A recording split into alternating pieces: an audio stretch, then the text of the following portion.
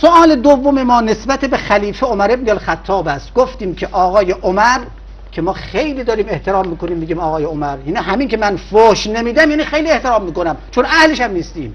عزیزان بعد ما اعتراض نکنن که چرا نگفتی فلان و فلان و فلان. ملایم‌تر باشیم. بله. ببینید در سوال دوم، چون یکی از متهمین ردیف اول در شهادت حضرت زهرا سلام الله علیها خلیفه دوم عمر است، ما یک سوال مطرح میکنیم. از صحیح مسلم دیشب حدیثش رو خوندم، الان کتابش رو آوردم، عزیزان دقت کنن. حالا شاید امکانات هم نیست ولی ببینید آقا، چشمبندی نیست، کتابه. ما اینجا دکون دستگاه درست نکردیم، فیلم بازی نمی کنیم، کتاب رفتن عزیزان خریدن آوردن تا شماها دقت کنید.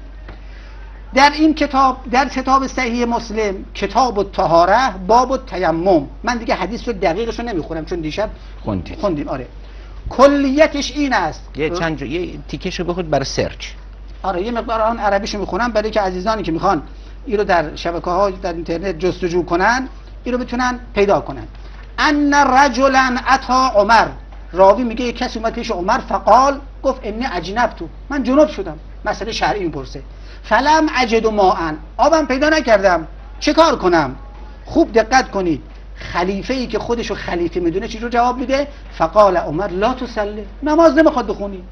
عمار میگه من اونجا حضور داشتم. عمار میگه بهش گفتم آی امیرالمؤمنین، تو یادت نیست تو یک جنگی من و تو حضور داشتیم، اونجا با هم جنوب شدیم، اونجا هم تو نماز نخوندی. دقت کنید، فاما انت فلم تصلی، تو اونجا هم نماز نخوندی ولی من خودم رو در خاک قلتوندم، تیمم کردم و نماز خوندم.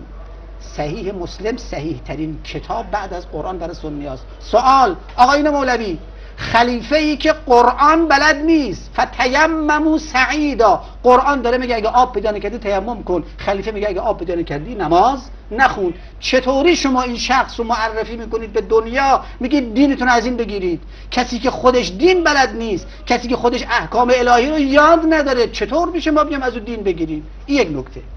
همین قضیه رو تأکید میکند و تأیید میکند سنن نسائی کتاب الطهاره باب التیمم فی الحضر. این که دیگه خیلی خنده‌ناکه، انصافا مسخره است. آقای نسائی همین جریان رو نقل میکنه به این شکل. من یه تیکه عربیشو میخونم، عزیزان بقیه‌اشو سرچ کنن. سنن نسائی کتاب الطهاره باب التیمم فی الحضر، سنن نسائی رو تهیه کردن، عزیزان دقت کنن.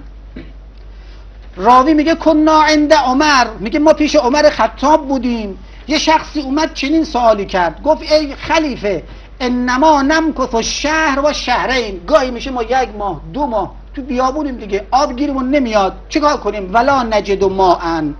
خوب عزیزان دقت کنید. فقال عمر چنین گفت اما اگر میخوای وضعیت منو بدونی، فاذا لم اجد ماء لم اكن اصلی، من اگه آب گیرم نیاد تو 2 ماه هم که شده نماز نمیخونم. بابا نمازه، ان الصلاه تنها عن الفحشاء والمنکر، لذا ما معتقدیم عمری که به این راحتی بی نمازی میکنه هر فحشا و منکر ازش صادر میشه طبق آیه قرآن. یعنی به عبارت دیگه طرف که اومده بپرسه از خلیفه رو الگوی خودش دونسته، بله دیگه، حاکم جامعه و در عین حال کسی است که وظیفش دین رسول خدا رو بعد از رسول خدا منتشر کنه. اومدش بپرسه آقای خلیفه ما 1 ماه 2 ماه دسترسی به آب نداریم، تو سفریم، تو بیابونیم، چه کنیم؟